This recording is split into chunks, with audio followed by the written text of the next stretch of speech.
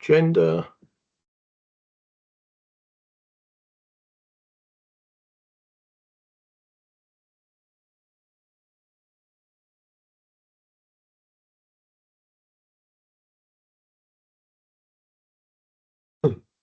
Apologies.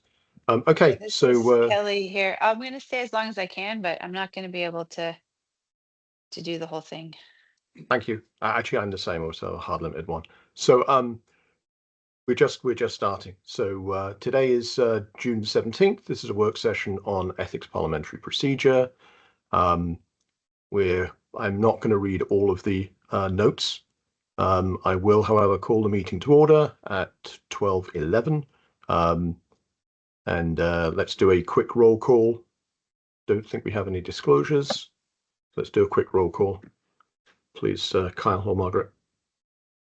Sounds good. Brian Burnett. Present. Kelly Alkinick. Having trouble coming off of mute, I think. Yeah, no, I just I have it on mute. So sorry. Yeah, here.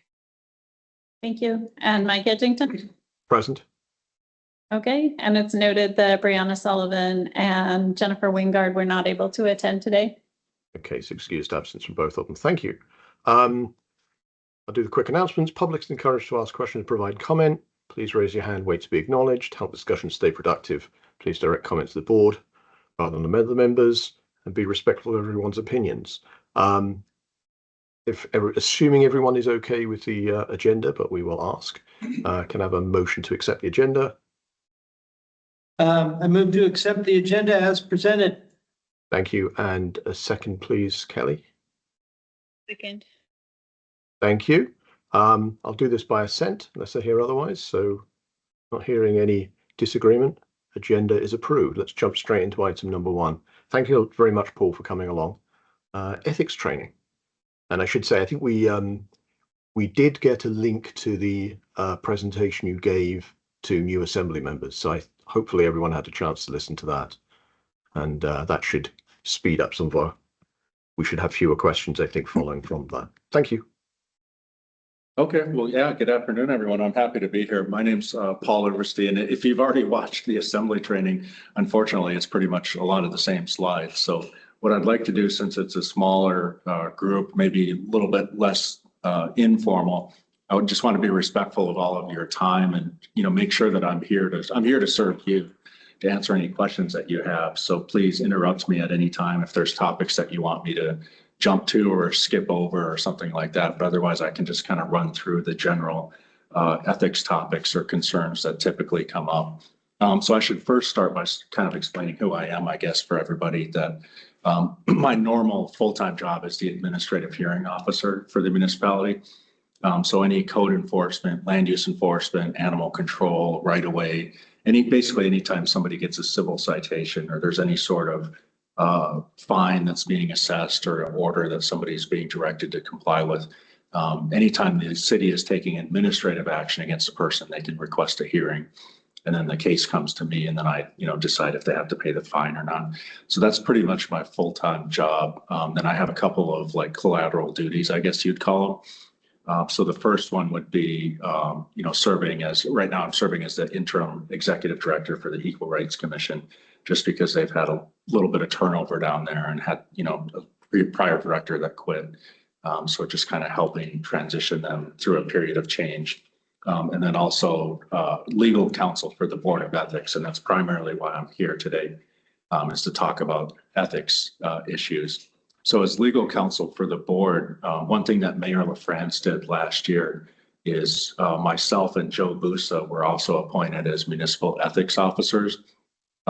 So any public servant, like any member of GBOS, if you had an ethical question, you could always request an advisory opinion from the Board of Ethics, and those could potentially be confidential too. But the problem with that is, just like this board, it's a volunteer board. The Board of Ethics, they meet once a month. So like getting on the agenda and getting, time for them to answer the advisory opinion, draft a response, it might be a couple of month process before you'd get an answer to your question. So as municipal ethics officers, what myself and Joe Busa, the deputy municipal attorney, are here to do is just provide more timely, like if you had an ethics question and you weren't sure how to proceed and you needed an answer within a day or so, that's what we're here for, is to like just talk with people informally, give advice, tell you, point out ethical considerations or ways that that you could not run afoul of the ethics code. So we're just kind of here to serve people, to serve any board members, any employees that have questions about the ethics code that come up from time to time. So that's kind of who I am. Well, do you mind if I ask a quick question, Paul, if we interrupt? Absolutely. Yeah. Can you just outline how that differs from Darrell's role as municipal ombudsman? Because I know sometimes I direct questions to Darrell. Yeah. So where's the boundary? Thanks. Darrell is a wealth of information on everything. I would just say that. And the role as the ombudsman is to handle complaints against the municipality primarily. So to be kind of as an interface, or be as a representative of the people in dealing with their government. I send a lot of people to the ombudsman's office if like they have a complaint against some sort of municipal department, or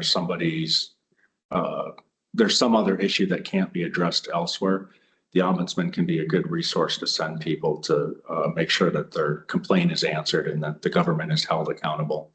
But as far as filing an ethics, if it's dealt with something under the code of ethics, that would be something that the Board of Ethics has jurisdiction over, not the ombudsman's office. So if it's an ethics complaint, it would go to the Board of Ethics. And then as far as just giving informal advice on the code of ethics, that's something that myself and Joe Busa both got designated as being the people that can be a resource to help. And of course, Darrell is very knowledgeable about everything. So he probably is a great resource too. And there's a little bit of overlap there too. Thank you. As far as the topics that I'd like to, yes, sir. Actually, sorry, I just want, Jamie also has a hand up. Hi, Thanks. Jamie. I just wanted to add and say that Darrell is also the Assembly side's guru for community councils. And since Girdwood Board of Supervisors also acts as the community council for the Girdwood, I think that's where Darrell's resources come in. He's the one that reviews everybody's bylaws and ensures that the community councils are accessing and doing what they need and are supposed to be doing in that realm. So I just wanted to throw that out there. Thank you.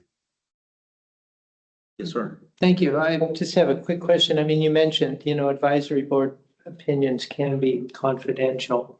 But let's say, for instance, myself was to approach you with questions about ethics or informal advice, if you will. Are those conversations public? No, those are good. We treat those as confidential as well. It's not in the code spelled out in the Board of Ethics annual report. We recommend making a code change just to officially say that that's advice from the ethics officer is also confidential. But I would treat that as confidential information. That it's the same as requesting an advisory opinion from the board. That if somebody's asking me questions in confidence, how to proceed on an ethical issue, that I can't share that with other people, or it's advice that's personal to you. I will say that, even though I'm an attorney, there is no attorney-client privilege. So it's not something that's enforceable by by the court or anything, but it would be, treated as confidential. Thank you. And for the advisory opinion, so those it's up to the person who requests the advisory opinion.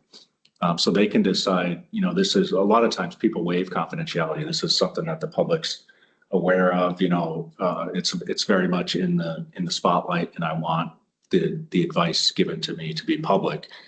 So everybody knows about it, and they can waive confidentiality. But if they don't, then the advisory opinion is confidential. So the board will genericize and kind of use pseudonyms and redact a lot of information so that when they publish the decision, it can be helpful for other people to know what the advice is, but it won't. There's no way that they'll be able to figure out who actually asked for the advice. Okay. Thank you. So the topics that I'd like to cover, by far the most important topic, I think, is conflicts of interest. So the board gets, a lot of different ethics complaints. 95, 99% of them probably are not substantiated. The only times that within the last 4 or 5 years that the board has found violations have been with conflicts of interest. And it's not necessarily that somebody even has a conflict of interest. It's just failure to disclose it. So that's by far the area where people get in the most trouble with the code of ethics, or potentially unintentionally run afoul of the code of ethics, is by having a potential conflict of interest, but not believing that maybe it rises to the level where it has to be disclosed and then not disclosing it. So that's kind of, if there's one takeaway that I want to stress from the ethics training, it's just always, if there's a potential conflict, err on the side of disclosure. And that'll make it, it'll protect you a lot better in the long run. But those other issues, we can cover briefly and then spend the majority of our time here in conflicts of interest. The purpose of the ethics code, again, whenever we deal with ethical issues, like there's an unconscious bias where I kind of assume that I'm an ethical person, that I have good integrity, so I'm not going to have any ethical issues. And a lot of people have the same opinion, like I'll just behave ethically and that'll solve the problem. But it really doesn't, because there's a lot of the rules are procedural, not necessarily. So if somebody violated the ethics code, it's not like they're a bad person or that they were behaving unethically, although I suppose potentially it could be. But usually it's just a procedural rule or something that they were not aware of. And like the unconscious bias issue, so they've done studies. The previous guy that was on the Board of Ethics, Dr. Kelly, was very knowledgeable about all these studies, but would talk about, for example, like if you remember the prescription opioid crisis, with all the doctors prescribing pills, and they would get paid trips by the drug companies to go down on these vacations and stuff like that, where they asked a bunch of doctors looking at this situation, do you think that's an ethical concern for a conflict of interest? And of course they say yes. That's clearly, doctors should not be getting all this compensation from the drug companies and then, prescribing pills as a result. But then they ask those same people, well, if you were accepted that trip, would that influence your judgment? And then they all say no. Like, oh, of course, I would never be influenced by that. If I accepted a free trip, I would not, then write prescriptions, or it wouldn't influence my judgment in any way. So people have this natural blind spot where, like, I assume that I'm not going to be affected by a conflict of interest, but it's very easy to see those in other people.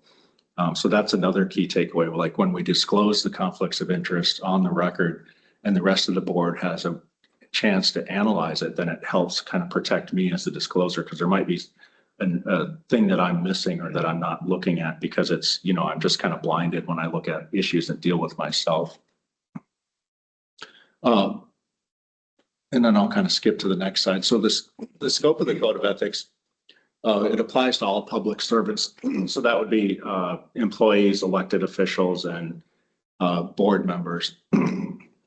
Interestingly, the other community councils are not subject to the code of ethics, just because of the way that they are brought up. Girdwood is kind of unique in that regard, and that I understand that you're all elected to your position. But some of the other community councils, like they're not an official municipal board, so they're not. They just kind of show up. They sign a roster and show up to a meeting, and they're part of the community council. So they're not really public servants in the same way that you all are.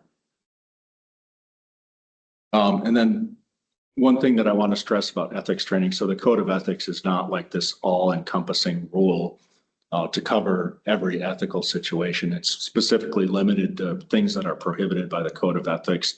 There's other independent APOC rules, there's board policies, there's a whole bunch of other rules that might cover a certain situation that doesn't pertain with the code of ethics, but it's just anything that's specifically banned in the code of ethics is what it covers.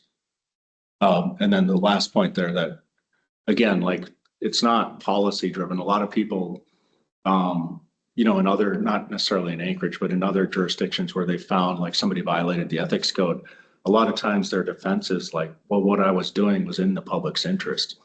For example, like I am a elected official, I awarded a no bid contract to my family's company. And I did that because I know that that's going to save the government money, and they're the most efficient company, and it's in the public's best interest to award that contract. And they have all these justifications for what they're doing, not realizing how it looks to somebody else from the outside. Like there's that appearance issue, but the policy issue of like what I was doing was actually good for the community, or actually was saving money. The code of ethics isn't really concerned with that. It's basically, did you follow the right procedure in, disclosing when you had to disclose? On the first topic, and again, I just want to breeze through these kind of so we can spend the majority. I know there's a hard cutoff, and I want to make sure there's time for any questions here too. But for the use of municipal resources, just the important thing to remember is that as public servants, we can only use municipal resources for municipal purposes. So personal use, de minimis use is okay, like occasionally answering a phone call from my wife on the municipal phone system where she calls my office, forwarding an email or something like that is usually okay as long as there's no cost to the municipality. But none of that de minimis use can be for like a personal job or business interest or for political or partisan activity. So that's where potentially people get in trouble, is like they use their municipal email accounts to like even just forwarding a brief, partisan or political campaign message or something. It could be a violation of the code of ethics if you're using resources. On this resource, sorry, that question, is it being forwarded to just a certain individual, or are there more individuals that it's being like sent out to let you know that that email has been sent out in the? So somebody would have to be aware of it and raise a complaint for it to come up to us. Okay. So that's typically how it would, like if somebody got the email or was aware of it and said, then went to the Board of Ethics and said, they're using the municipal email system to forward political emails.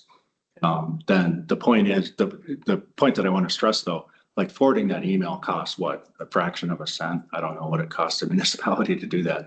But even though it's no cost to the municipality, it's still a violation. It's still a misuse of municipal resources because it's for political or partisan activity. So there can be no municipal resources used for political or partisan activity.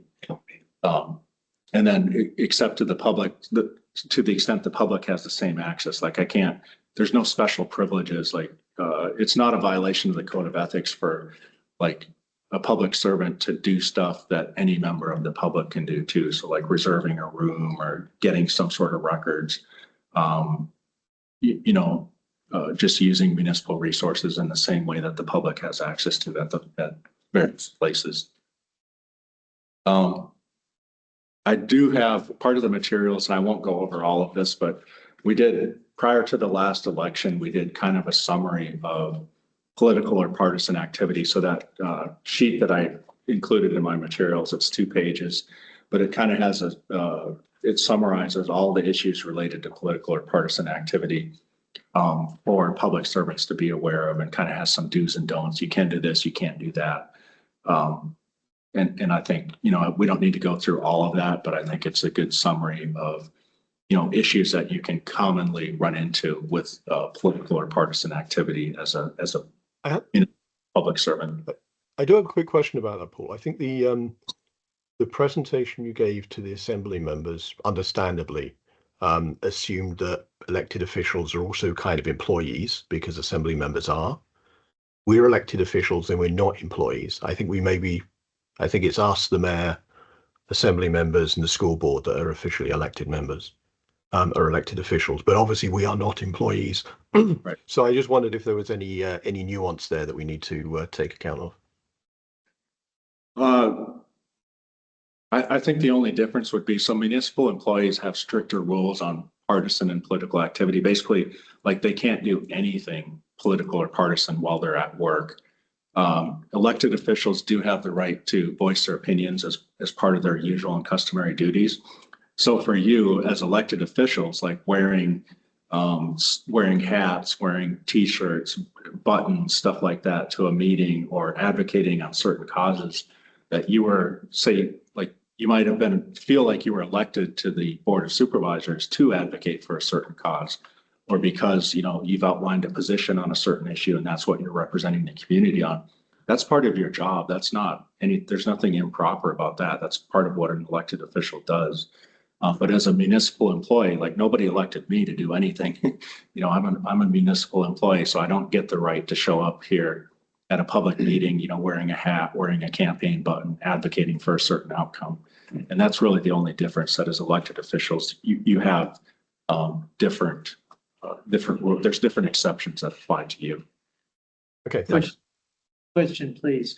What is the difference between opinions and donations?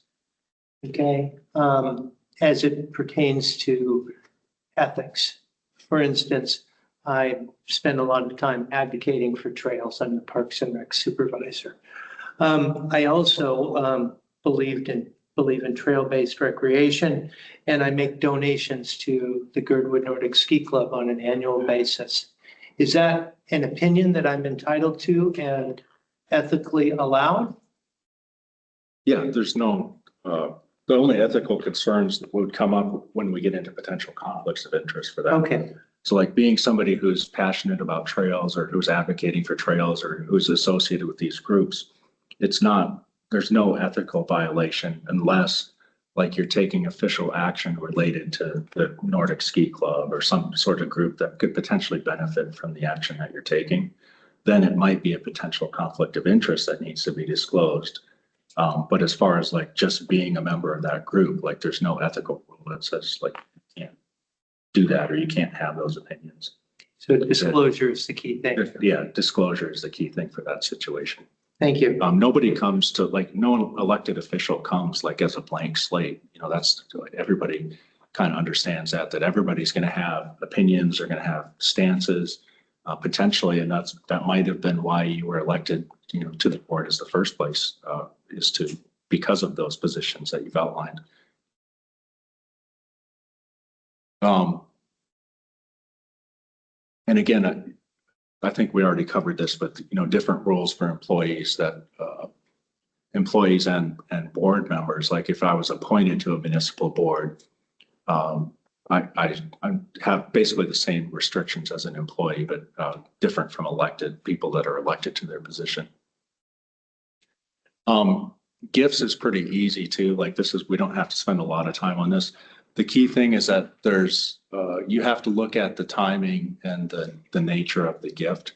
So obviously if somebody has business that's coming before the board and they want to give somebody a gift like right before that issue is coming up, or they want to give out free gift certificates to all the board members, that's going to be something that's problematic because you look at the timing and nature of how the gift is being given.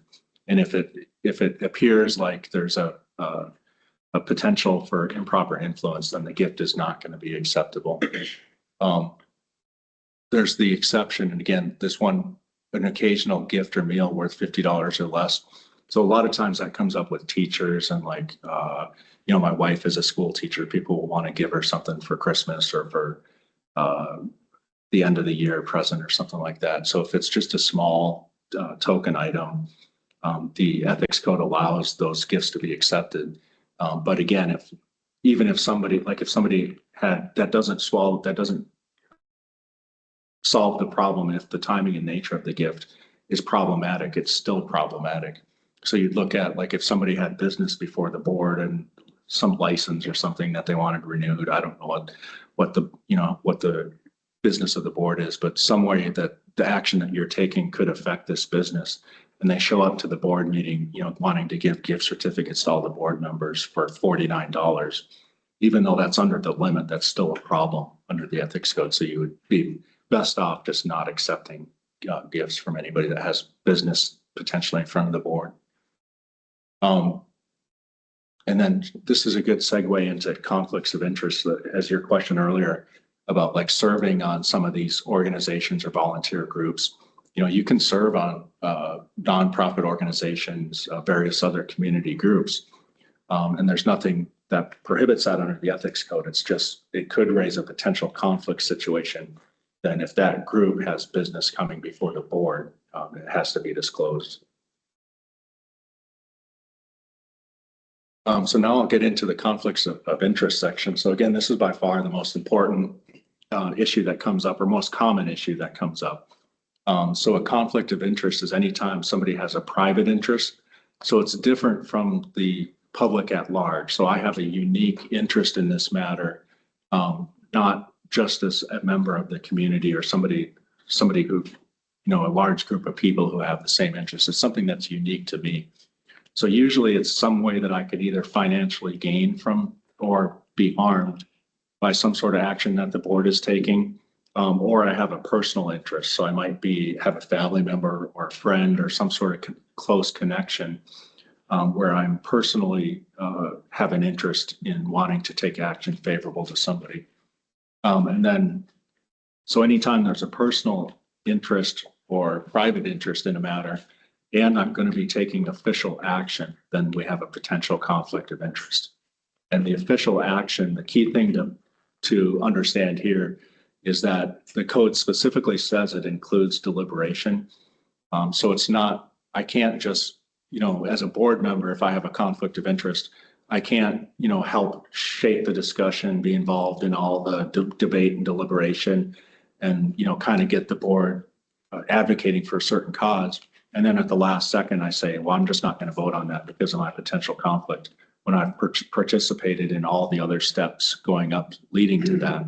So the disclosure has to be made as the item is taken up, and then you would not participate in any of the deliberation or any of the steps leading up to the final vote as well. What this slide is meant to convey is that there's kind of a gray scale here between prohibited and permissible conflicts of interest. So a prohibited conflict of interest is something that's substantial or something that goes beyond being minor or inconsequential. And where people get in trouble with their potential conflicts is they think that I might think that I'm right over here, so I don't have to disclose it. Somebody else thinks that I'm right over here and that I should disclose it. And that's where people get into trouble, that when they're somewhere in this middle area here. And that's what I was saying earlier. If there's one thing I can stress from this presentation is if there's something that's a potential conflict and you think it potentially could be a conflict, just bring it up to the rest of the group and disclose it. And then the rest of the group can decide that it's inconsequential or it's minor. It's not something that's really going to affect your judgment. But at least once the disclosure is made, then the person who has the potential conflict is protected. They can't be said to have violated the ethics code when they've made the disclosure. So how you would do that, I think there's another material or a card that kind of summarizes how to make the disclosure.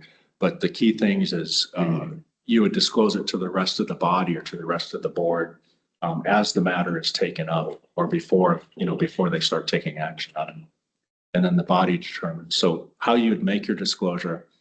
The code of ethics was revised a couple of years ago to make this easier, and I don't know if it succeeded or not. It might have just made things more complicated. Who knows? Maybe it needs to be revised again. But it's just making sure that you disclose the who, what, where, when, and why. So just think of it, I have to let the rest of the body know in enough detail, like what it is that's going on. So I have to give them enough information so they can make their decision on whether it's, large enough that I should be excused or whether it's just minor and inconsequential. So like factors that like whether you have any financial interest or whether you have any potential to benefit or gain from the matters that are being taken up by the board. Those are all important factors for the rest of the body to consider. And then the code has this provision after you make your disclosure. You would either state that you don't believe that this prevents you from participating, or you believe that you should be excused based on your potential conflict. And that's not something that's binding on the rest of the board. It's just for their information, or it's for how they should evaluate it. So the rest of the board ultimately decides whether it's minor or inconsequential or whether it should be prohibited. And then the procedure for doing this, so that the chair can make a parliamentary decision after the disclosure is made. Thank you for the disclosure. I believe this is minor or inconsequential, and it does not mandate recusal from this item, and can just make the decision to move on. But once the chair does that, that decision can be appealed by any of the rest of the board for a vote, and then it's the majority of the rest of the body that decides. or the majority of the body that decides whether it's prohibited or not. Simple majority. Yes. And then, Simple majority, including, so we ran into this. So there's 5 of us on the board. The chair rules. The person in consideration wouldn't vote. So now we have 3 remaining. So that's saying for the opinion of the chair to remain upheld, 2 of the 3 must vote to support it. well, that would be, I remember how Jamie answered this question and is much more knowledgeable on it than me as far as parliamentary rules. But yeah, it's the majority of whoever's voting on the, obviously the person who makes the disclosures is not voting on that. So it's the majority of whoever's left. Right, so if you had 5 people on the board, as we do, and 1 is disclosing, then you still have 4 members because the chair is still voting. And who knows, maybe they've changed their mind since they made their initial decision.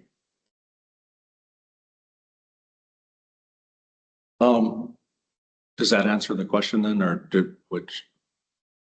I don't think we need to go down the rabbit hole. I won't spend a lot of time on outside employment. I know since you have the 1 o'clock, I want to make sure that I'm not hogging up all the time here. The outside employment applies more to municipal employees.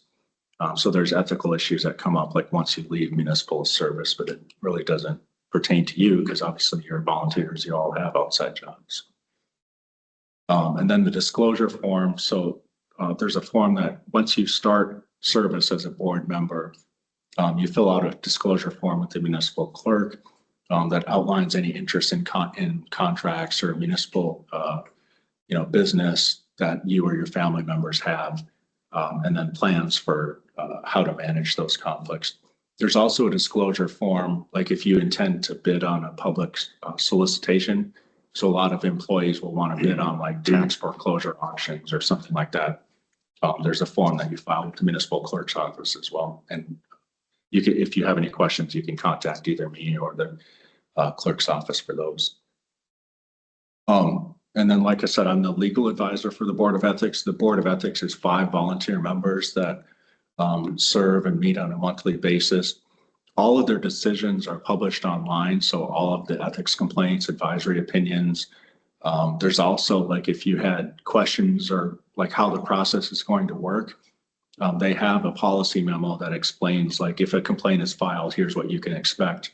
Here's how the process will work and what will remain confidential and when stuff will be published and stuff like that. So it's a good resource. Just go onto the board's website right there. This is you can just look at all the different opinions from the past, and if there's any. We try to put the allegation and what the issue is there so people know, like if there's an issue that's interesting to them, conflicts of interest or gifts or whatever, they can just look by search by topic and look at the opinion that they want to get to. And again, like for the ethics questions, the most concrete answer that you can get is request an advisory opinion from the Board of Ethics. And then once you've gotten that opinion, you can't ever be sanctioned for acting in accordance with their guidance. So if you got an advisory opinion from the board, they told you to do X, Y, and Z, and you did X, Y, and Z, like there's not going to be repercussions for you for following that guidance. But if it's something that's more pressing or time sensitive and you need an answer right away, please feel free to reach out to me or Joe Busa, who's also a municipal ethics officer, and we will do the best we can to answer your question in a timely manner and let you know, whether it's something that we think you should raise and ask an advisory opinion on, or whether, we might just be able to give you clear advice on what to do and kind of solve the issue there too. Yes. Whenever you guys get kind of like any kind of comments or anything like that, how long does it usually take you? Like, how many are you getting in daily? How long does it usually take you to respond? And what's like the time frame to get that response back? Oh, it depends on the situation. So I meet with people, almost every day, maybe informally. But if it depends on the situation. So obviously I'll ask, like what the situation is and when you need an answer by, and then that kind of judges, you know, because sometimes for more in-depth issues, I'll want to write a memo so people have something in writing that they can rely on. And that might take a week or something before I get that back to them. But if it's just something, if it's a quick, easy fix, you know, we might be able to talk about it and solve it right there. So it kind of depends. We both of us try and be as responsive as possible. So, you know, we're going to try and, based on your schedule, get it to you when you need it by. Got it. Thank you. Okay, well, I guess I will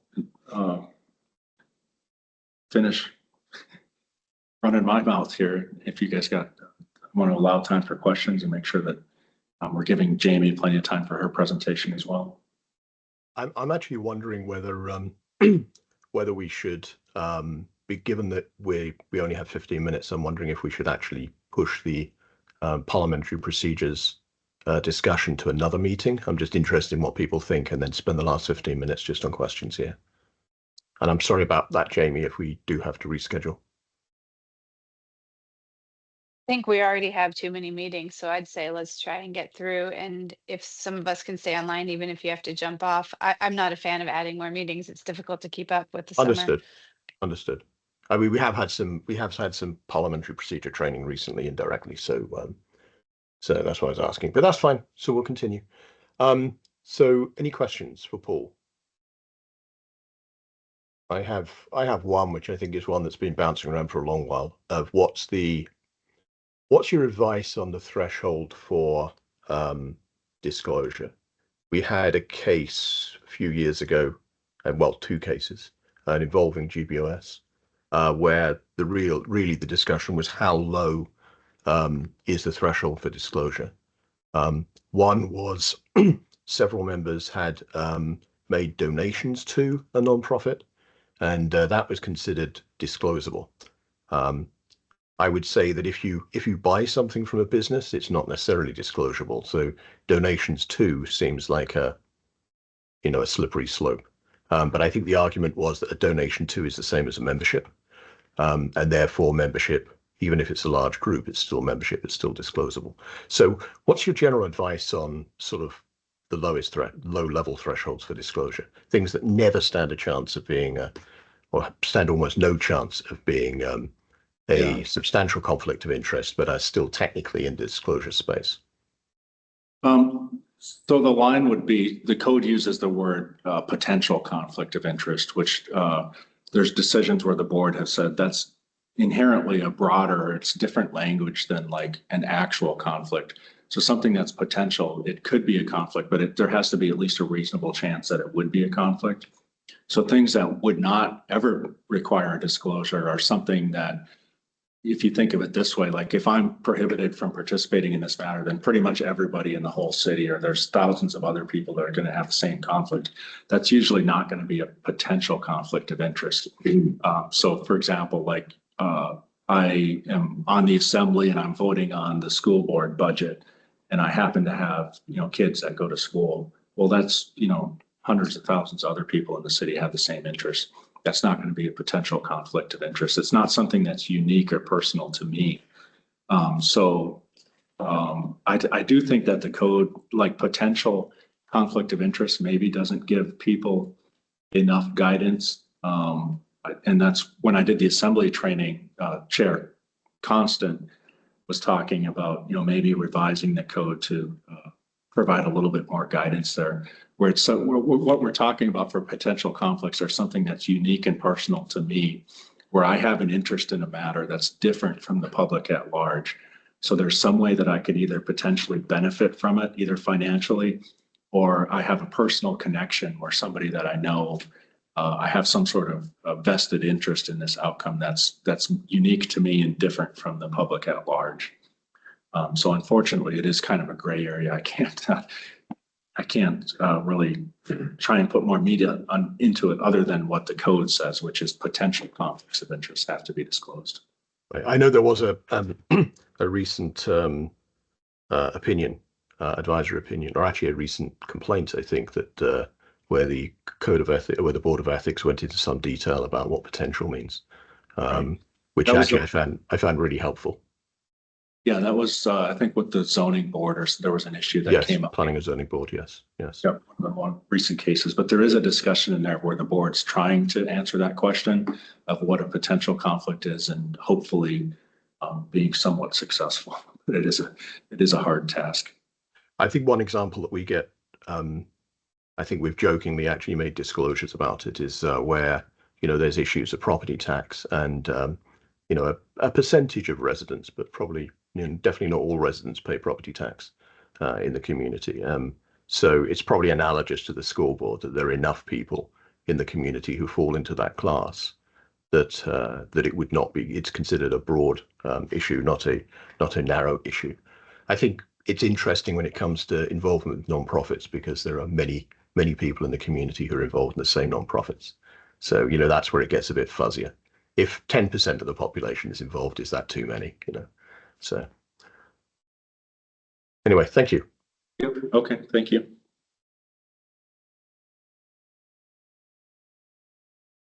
Any other questions? Yeah, if I could maybe just ask a question about disclosure. Once a member has made a disclosure, you know, we have almost all of our items start out as new business and then are heard the next meeting as old business and may come up from time to time in future deliberations. I suppose it behooves that person to make that disclosure at every time the topic comes up, or once the disclosure has been made, it's on record, and how is that managed over time? So what a lot of assembly members do is, if it's something that's coming up repeatedly in different meetings and it's the same issue, it is permissible to say, like, I've previously disclosed a potential conflict related to this, and, you know, see on such and such a date, June 18th or whatever, reference my disclosure that I made there for a full analysis, especially if it's something that the chair or the rest of the body has already ruled is not a conflict or is not substantial.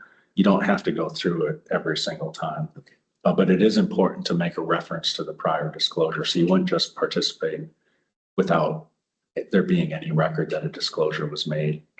And that's for your own benefit. Like, not necessarily, it wouldn't be a violation, but somebody who's only attending that later meeting and doesn't know about your prior disclosure, you know, that's where potentially they could file an ethics complaint, because saying you didn't make a disclosure when actually you did earlier. They weren't around for that. Yep. So it would be good practice to just reference the prior disclosure that you made, and that there's already been a ruling that it's not a prohibited conflict.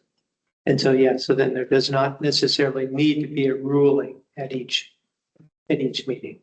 Right. If the chair if the board had already ruled that it's not a substantial conflict and it's the same issue, like, you can just reference that again. There doesn't have to be.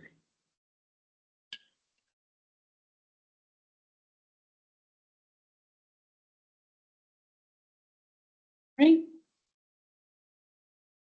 Mike, are you ready to move on to topic number 2? Sorry, I was speaking to my muted microphone. Yeah, if there are no more questions, let's move on to the second part. Thank you very much, Paul, and thank you, Jamie. Go ahead. Thanks. Okay, so I will try to rush through my my topic to not take up too much more time here. But on parliamentary procedure, I handed out I provided this chart of common motions. I understand that maybe you guys already have it, that they've probably already given it to you.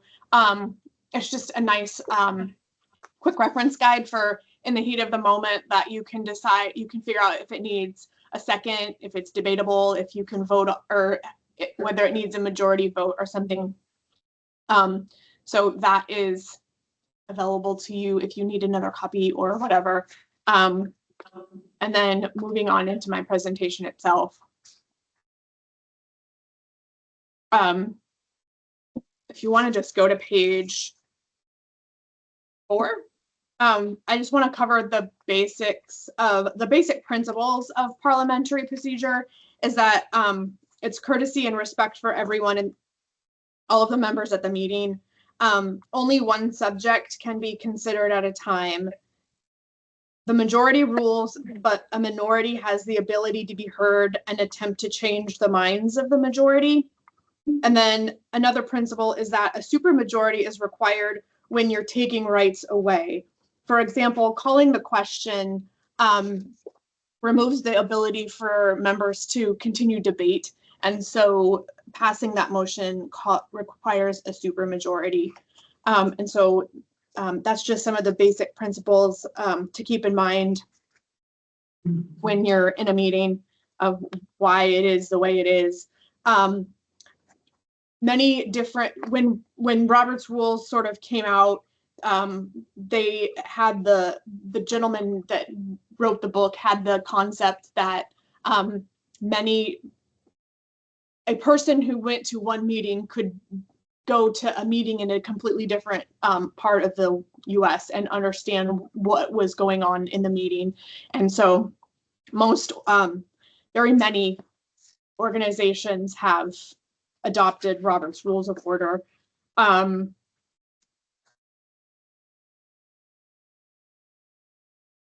So Anchorage Municipal Code, I'm on page 6, there you go. Anchorage Municipal Code 272040, which is specific to the organization and meetings of service areas, says that in part, the board shall select a director from the members to preside at the meetings and shall adopt rules of procedure.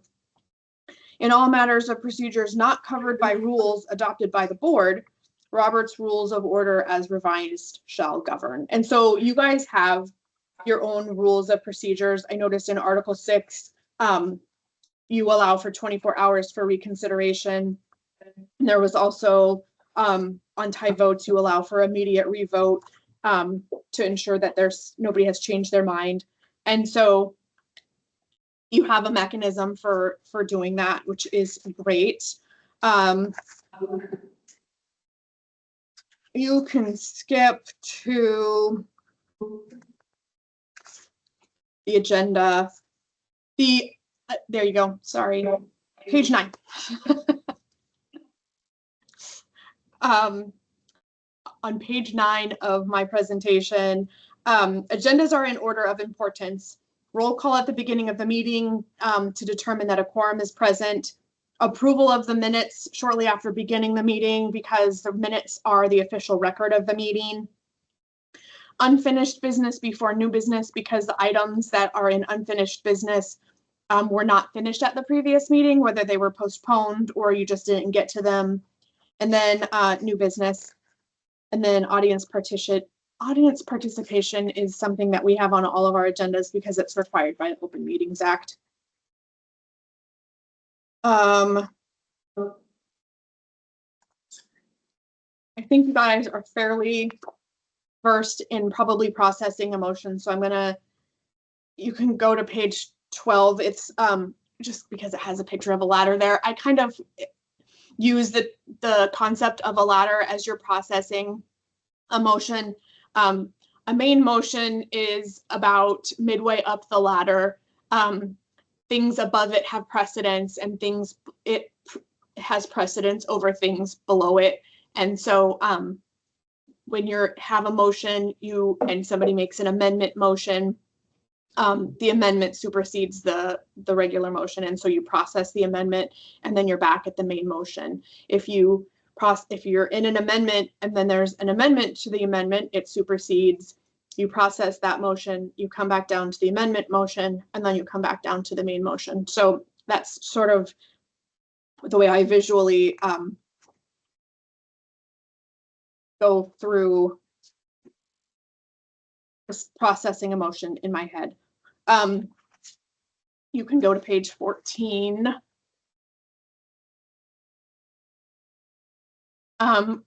There are 5 different types of motions. Your main motion brings your new business or your next agenda item before you. This is where you're going to approve, accept, or introduce items. Your subsidiary motions are going to change or affect how a motion is handled. These are going to be amendments, postponing, referring to committees, or ending debate on an item, calling for the question, which ends debate A privileged motion is unrelated to the pending business. This is where you are maybe changing the order of the day or taking a moment of personal privilege. The moment of personal privilege is usually decided by the chair, so that one's sometimes operates a little bit differently. Incidental motion, it's questioning of procedure on other motions. And so this is the points of order, requests for information, and then appealing the ruling of the chair. And then there's bring back motions, which are reconsidering, rescinding, and amending something previously adopted.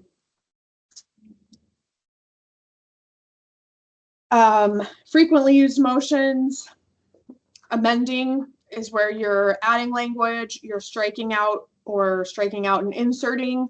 It's used to clarify or improve wording of the original motion, and it must be germane to that motion. A motion to divide the question would divide the motion into 2 or more questions. The example that was taught to me is if you're considering a motion to buy a Hewlett-Packard printer for $500, you could divide the question and purchase a Hewlett-Packard printer and vote on that. And then for $500, you could amend that and vote on that. They have to stand alone. Postponing to time certain is a future meeting. It does, if you were to say move to refer to a committee and bring it back when the committee is done with it, that is essentially postponing to a time certain. You don't need to also, you could say when you want it to come back if you want to, or you could refer it to committee and then it will come back.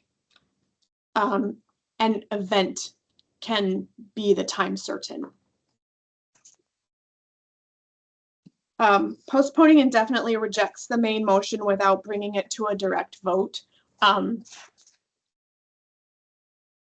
Sometimes it's a little bit politically complicated to vote no on something. And so if you just postpone indefinitely to kill it, postponing indefinitely, there's no way to bring it back. But because our meetings, each meeting is a session, and so the concept can be brought back at the very next meeting. So even for the assembly, if an ordinance is on the table and they move to postpone it indefinitely and that motion passes, it can come back at the very next meeting as a new item. And then they can consider that item at the next meeting. Jamie, just to briefly interrupt, I have to actually drop from the meeting, so Okay. I'd like to hand over the chair to Brian in the room. If that's okay. Thank you very much. I'm sorry about the time compression. No problem. Thank you. Bye. I'll listen to the Bye-bye. recording.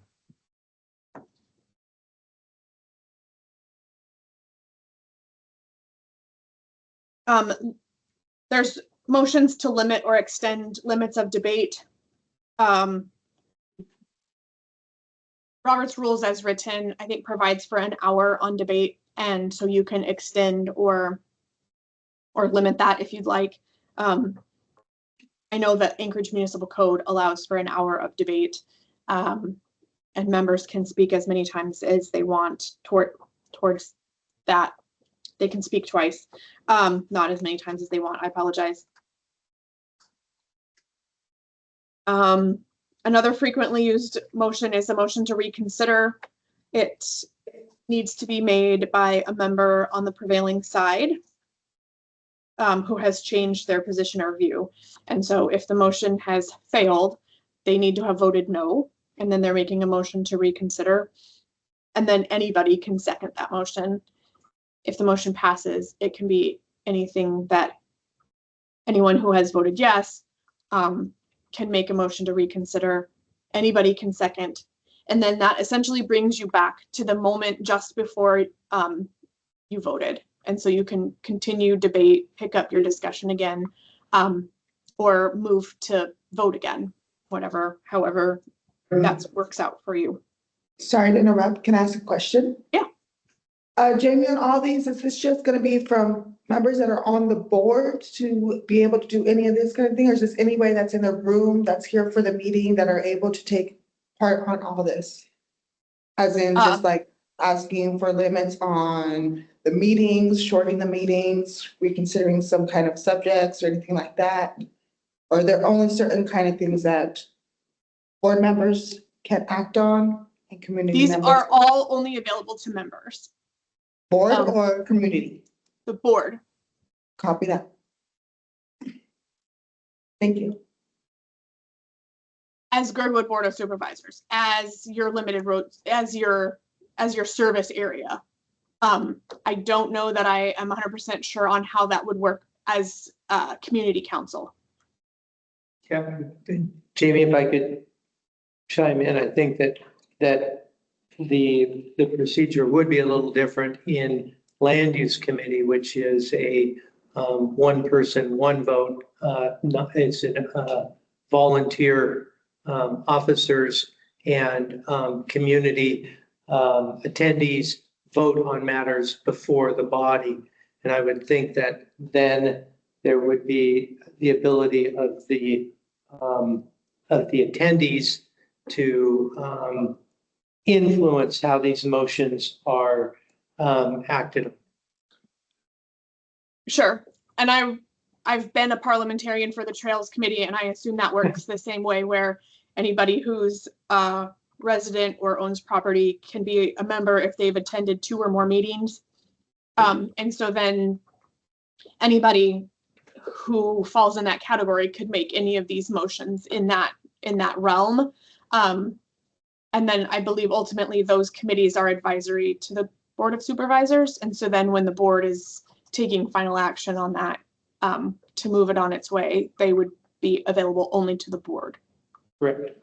Okay. Thank you. Yeah. A motion to suspend the rules allows for a violation of certain rules. So if you have a rule in your rules and procedures, and you wanted, I can't think of one. We often use a motion to change the order of the day, can be taken as an amendment, a motion to amend the meeting, amend the agenda.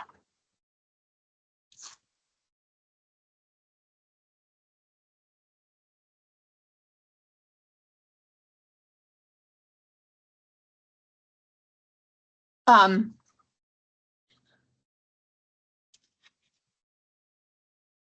other thing I wanted to say while we're sort of on this topic is the only, and this is in Robert's Rules of Order, Chapter 2, the only limitation on the rules a body can adopt arise from a parent body.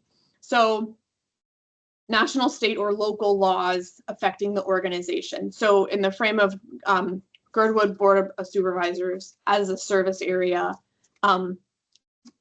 Anchorage Municipal Code, where the Assembly has set laws, could take precedence.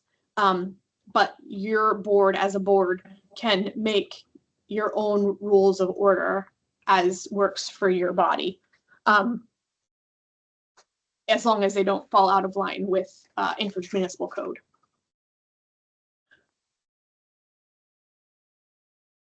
And I just brought that up because I know that the appeal, the decision from the chair, when there's 4 people voting on it, and it just, I feel for you that it sounds difficult.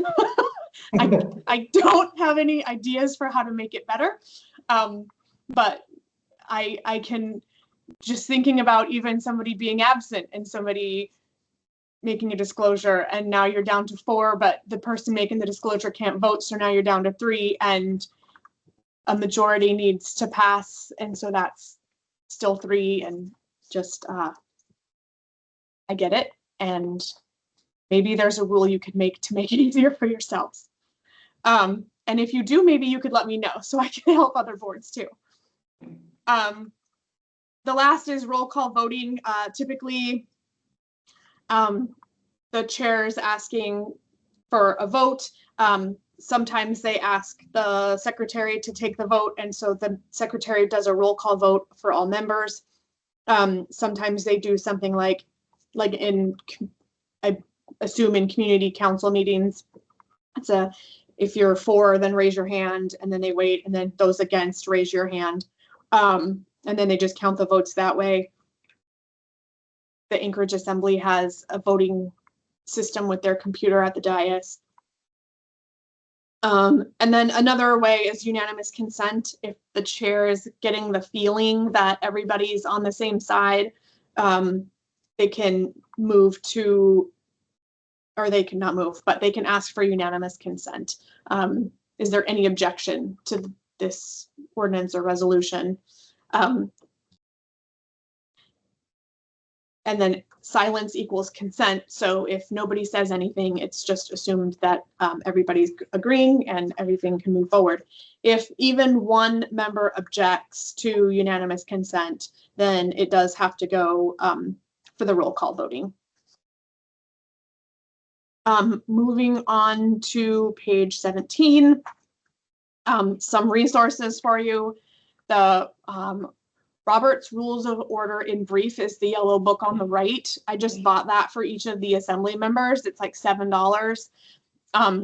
It's a nice little handy tool that has some quick reference guides and has scripts in it. That's what I like the most about it, is that if you're in a sticky situation and need help with a script, you just flip to whatever page that particular motion is on, and it'll give you a brief synopsis and then a script for how to process that motion. The Gorilla's Guide to Robert's Rules, if you want to get into the real crazy things like amending something previously adopted and amending. There's another one about amending something previously adopted and adding to the minutes. And so that means that it doesn't get voted on until the next meeting. I need to look at my resources when I'm getting in those situations. And then robertsrules.com is Robert's Rules of Order website. And that is my 20-minute overview of my presentation. And I'm happy to answer any other questions that somebody might have. Margaret, please. I don't want to go before GBOS members. This is Margaret. I'm the municipal staff that acts as the secretary for GBOS. And a question that I have is that there are occasions when GBOS and other committees are still just trying to understand the topic. And sometimes it evolves into a motion that's made before people really have understood where they want to go with the topic. Do you have a suggestion on how to, I guess, manage that situation? Because I really feel that the discussion is an important part. If you move to a motion before you have any idea what you really want to do about it, then you kind of close down the conversation before people can get to the point where they're really educated enough to know what they want to do. Sure. I think I think you guys are savvy enough to know when you're in a situation where you are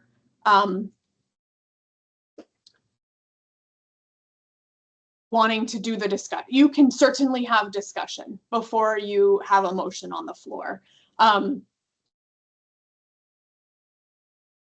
The assembly doesn't do it that way, but I would say that I have been on boards myself where we've had conversation before we have made a motion. And so it's certainly helpful from the minutes taker perspective, because then you don't end up with some rambling conversation and then somebody says so moved and you have no idea what they just moved. But you can certainly have discussion before you need to put a motion on the floor. I would say that somebody might, as their opinions become formed, might toss out a motion then, and you might request that they be prepared to send it to you in writing so that you can capture it correctly. or have them repeat it over and over again until you get it all written down. Okay, When we have amendments, you know, it gets a little dicey for me sometimes. They often do, we have what's called a floor amendment document where they provide everybody a synopsis of what the amendment's going to be when they come up with them beforehand. But if they are thinking of it on the floor right in the moment, sometimes they try to email me, or sometimes they don't, and they repeat it over and over again until it looks right on the screen. So, but ultimately the answer is no, you don't have to have a motion on the floor in order to talk about it. I have another question. Uh-huh. If a motion becomes so convoluted in the course of discussion about it, is it acceptable just to pull that motion and then make a new one? Oh yeah. For various amendments that might have occurred. Yeah. I am a little bit off guard here. I don't know if Robert's rules requires consent of the second, so the mover can withdraw the motion. And I don't know if Robert's rules requires confirmation of the second, or if that's Anchorage Municipal Code for the assembly. And I could look that up and get back to you on that, but a motion, until the motion has been voted on, it could be withdrawn. And as long as the second agrees, then the motion could be restated. Okay. All right, thanks for that. Let's see, Jamie, Brian Burnett here. I've got a couple of questions. I'd like to first follow up on what Margaret mentioned about, you know, sort of the rapid fire motions that are made early as a subject is brought together. If I'm not mistaken, someone wants to make a motion, it needs to be recognized from the chair in the affirmative that they can make a motion. So can the chair make the call to postpone the motion being made in the first place to encourage debate to better shape the motion? Does that make sense? Yeah. So you're right. I mean, things can get dicey when you're allowing discussion before a motion is made. And I think when we were discussing this with the presidents of the community councils, from the community council standpoint, it gets hard when you're allowing discussion in certain situations, but not in others, right? So what you can do is ask if there's any objection to, is there any objection to coming back to this motion after until after we've concluded discussion. And then as long as the majority of the people are in agreement with that, you can certainly do that. Okay, thank you. Thank you. Another question regarding the motion to postpone indefinitely. The motion is made to postpone something, a item indefinitely, and is that a simple majority wins, and that a tie does not postpone indefinitely? Correct. I don't have the postpone indefinitely. I have a shortcut to it on my desktop.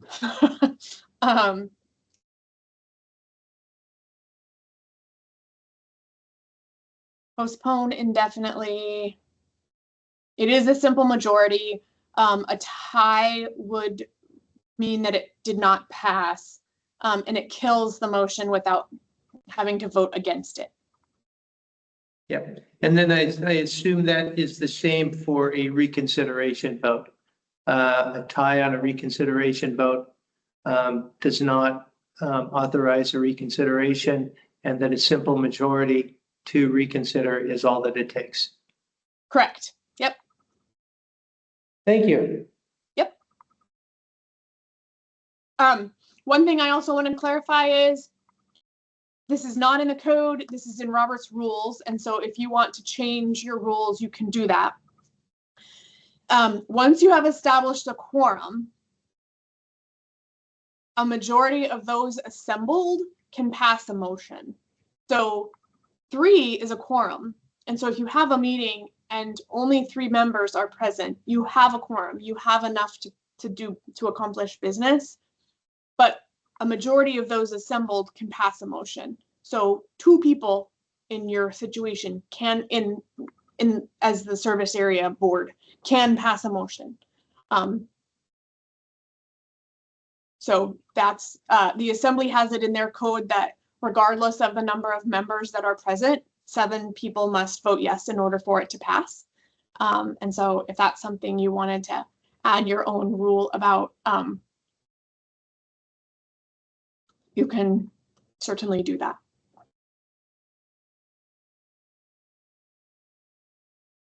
Okay, thank you. So I believe I don't see any other questions in the room here, and I don't see any other questions online. So Jamie, I'd like to thank you for the brief presentation, and I'm sorry we had to put you on the Cliff Notes version, but I hope we get a chance. I'm sure we'll get a chance to hear from you again. Yeah, I will just share with you that I've been working sadly for 3 years, but hopefully very soon we're working on updating the public noticing requirements.